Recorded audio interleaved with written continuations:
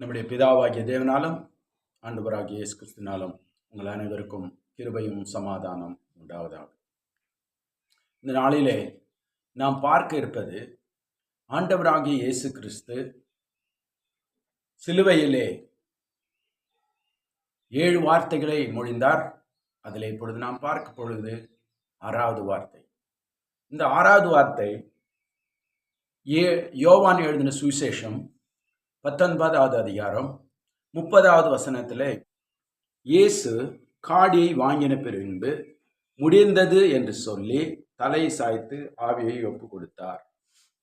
இந்த முடிந்தது என்று சொல்லும் பொழுது இயேசு கிறிஸ்துனுடைய நாம் ஆரம்பத்திலே அதை தொடக்கம் முதல் நாம் பார்க்கும் பொழுது பல்வேறு காரியங்களை இயேசு கிறிஸ்து முடிக்கிறார். அதில் நிறைய பார்க்கலாம். என்னன்னு பார்க்கும் பொழுது ரட்சிப்பு, நம்முடைய பாவங்களுக்காக சிந்தப்பட்ட இரத்தம், சீஷர்களை தனக்கென்று உருவாக்க அந்த சுவிசேஷம் பரவதற்காக சீஷர்களை உருவாக்குகிறார். நம்முடைய பிதாவாகிய தேவன் தன்னுடைய குமாரனை கொடுக்கிறார், தன்னுடைய ஜீவனையும் கொடுக்கிறார். அது ஒன்று. ஏனென்றால் பரலோக ராஜ்யத்திற்காக.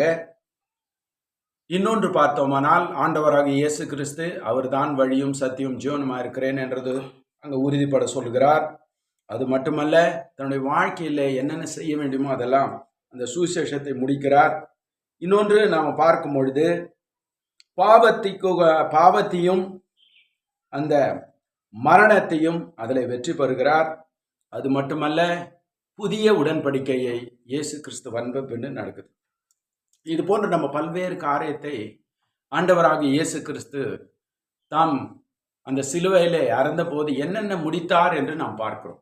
அதில் ரொம்ப முக்கியமாக நம்ம பார்க்கும் பொழுது இந்த ரட்சிப்புன்றது இயேசு கிறிஸ்துக்கு முன்னால் அந்த ரட்சிப்பு இருந்ததே தவிர, ஆனால் மக்கள் ரட்சிப்புக்குள்ளே வராது இருந்தத சூழ்நிலை தான்.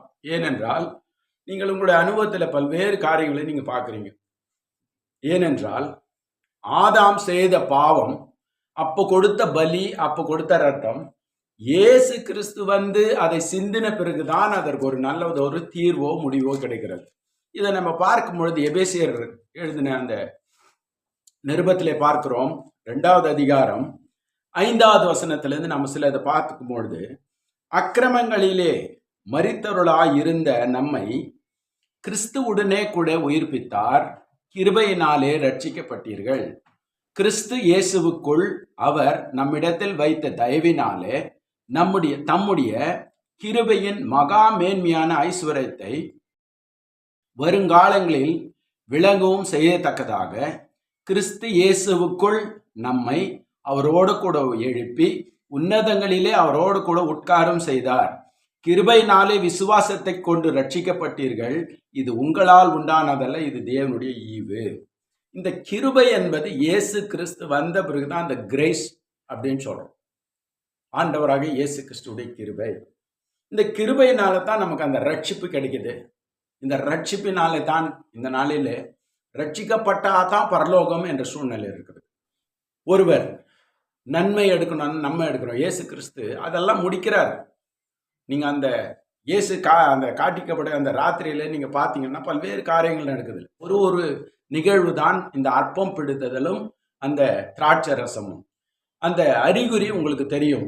அப்பம் இயேசு கிறிஸ்துனுடைய சரீரம், அந்த ரத்தம் 2 விஷயம். ஒன்று பாவங்களுக்காகவும், 2வது புதிய உடன்படிக்கை இருக்கிறது. பழைய ஏற்பாட்டில் இருந்த புதிய உடன்படிக்கை உண்மை. அதை ஜனங்கள் சரியாக கடைபிடிக்காதது ஒரு காரணம். இன்னொன்று, இப்பொழுது இயேசு கிறிஸ்துனுடைய ரத்தத்தினாலே பழைய ஏற்பாட்டினுடைய அந்த ரத்தத்திற்கும் புதிய ஏற்பாட்டினுடைய இயேசுவின் ரத்தத்துக்கும் வித்தியாசம் உண்டு. அதை தான் அவர் சிந்தி விட்டேன், உங்களை ரட்சிக்கப்பட்டேன் என்ற அந்த விஷயத்தை முடிக்கிறார். பல்வேறு காரியங்களை முடித்ததை நம்ம பார்த்தோம். ரட்சிப்பு, அதான் இப்போ நான் சொன்ன மாதிரி ரத்தம். அது மட்டுமல்ல, யாராவது நீங்கள் கேள்விப்பட்டிருப்பீங்களா, பரலோகத்தில் நமக்கு உட்கார வைக்கிறதுக்கு ஆண்டவராகிய இயேசு கிறிஸ்து தம்மை தாமே ஒப்பு கொடுத்திருக்கிறார். அது யோவான் எழுதின சுவிசேஷம் 3வது அதிகாரம் 16வது வசனத்துல, தேவன் தம்முடைய ஒரே பேரான குமாரனை விசுவாசிக்கிறவன் எவனோ அவன் கெட்டு போகாமல் நித்திய ஜீவனை அடைம்படி அவரை தந்தருளி இவ்வளவாய் உலகத்தின் மீது அன்பு கூர்ந்தார். உலகத்திற்கு தந்தது நம்ம பரலோக ராஜ்யத்தில் இருக்க வேண்டும் என்று. அந்த வேலையை தான் அவர் முடித்தேன் என்று சொல்றார். இயேசு கிறிஸ்து முடித்தது சொல்றது, இதையும் ஒரு வேலையா முடிக்கிறார் அவர். ஏனென்றால் அவர் அந்த அன்பின் நிமித்தமாக தன்னையே ஒப்பு கொடுத்து அந்த பெரிய, அதாவது அந்த அன்புக்கு சாட்சியாய் இயேசு கிறிஸ்து மரிக்கிறார். இந்த நாளிலே நாம் பார்க்கும் பொழுது எல்லாவற்றையும் இயேசு கிறிஸ்து முடித்துட்டார். பரலோகத்துக்கும் எடுத்துக்கொள்ளப்பட்டார். இன்றைக்கும் நம்ம மத்தியத்தில் ஜீவித்திருக்கிறார். அவர் செய்ய வேண்டியதெல்லாம் செய்துட்டார். ஆனால் ஒன்றும் செய்து முடிக்கிறார். நாம் அவர் செய்து முடித்ததை நம்முடைய வாழ்க்கையில எந்த வகையில நாம் இருக்கிறோம் சற்று சிந்தித்து பாருங்கள் என் பிரியமானவர்களே. இயேசு கிறிஸ்து நமக்கு எவ்வளவோ ஸ்லாக்கியத்தை கொடுத்திருக்கிறார். நம்மை மன்னிக்கிறார், எல்லாம் முடிச்சிருக்கிறார். ஒரு வகையில அவருக்கு கொடுத்தப்பட்ட இந்த நாளில பாத்தீங்கன்னா, இயேசு கிறிஸ்து இருக்கும் பொழுது 12 சீஷர்கள் மட்டும் தான் இருந்தாங்க.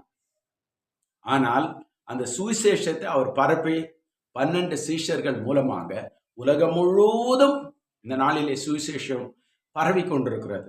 அந்த எத்தனை வேலை முடிச்சிருக்கிறார் பாருங்க. அதை தான் முடிந்தது என்ற அந்த அர்த்தத்தினுடைய வெளிப்பாடே இதுதான். அவர் அதை முடிக்கிறாரு, தன்னை ஒப்பு கொடுக்கிறாரு, தான் வழியும் சத்தியம் ஜீவனுமா இருக்கிறேன் என்று சொல்றாரு. அவரை இல்லாமல் நம்ம பரலோகத்தை போட முடியாது. ஏன்னா அவர் தான் அந்த வார்த்தை நமக்குள்ள குடிக்கொள்ள வேண்டும். இதெல்லாம் ஒரு ரீசனா அவர் சொல்லி சொல்லி சொல்லி சொல்லி தன்னுடைய சிறு வயதிலிருந்து மரிக்கிற தரக்கும் எல்லாம் முடித்து விடுகிறார். இந்த நாளிலே மீண்டுமாய் ஒரு விடை சொல்லுகிறேன். இந்த முடிந்தது என்ற சொல்றதுக்கு இயேசு கிறிஸ்துக்கு கொடுக்கப்பட்ட ஒவ்வொரு வேலையும் முடித்து வந்து விட்டார். அதைத்தான் கடைசியில சிலுவையில தன்னுடைய உயிரை கொடுப்பதற்கு முன்பதாக முடிந்தது. ஏனென்றால் அவருடைய டாஸ்க், உலகத்துல வந்தார், மாமிசமாய் இருந்த அந்த வாழ்வு அதோட முடிகிறது. அதுக்கு அடுத்து எல்லாமே தன்னுடைய ஆவியினால பரலோகத்திற்குரிய சரீரமாய் அது மாறிவிடுகிறது. மாமிசமாய் இருந்த அந்த சரீரம் முடிந்தது என்று சொல்லி ஆவி அந்த நேரத்துல அந்த மாமிசமான அந்த இயேசு கிறிஸ்துடைய சரீரம் முடிந்தது என்று சொன்ன உடனே அந்த மாம்சமான அந்த ஜீவன் முடிந்து விடுகிறது. இயேசு கிறிஸ்து உனக்காக எனக்காக முடித்து வைத்ததை நாம் நம்முடைய வாழ்க்கையிலே கடைபிடித்து பலருக்கு இயேசு கிறிஸ்து உதாரணமா இருந்தது போல அவர் என்னத்துக்கு வந்தாரு, என்ன செய்தாரு, என்னென்ன முடித்தார் என்று நாம் சொல்வது மட்டுமல்ல, நம்முடைய வாழ்க்கையிலே நாம் கடைபிடிப்போம். ஆண்டவர் தாமே இந்த வசனங்களை ஆசீர்வதிப்பாராக. ஆமென்.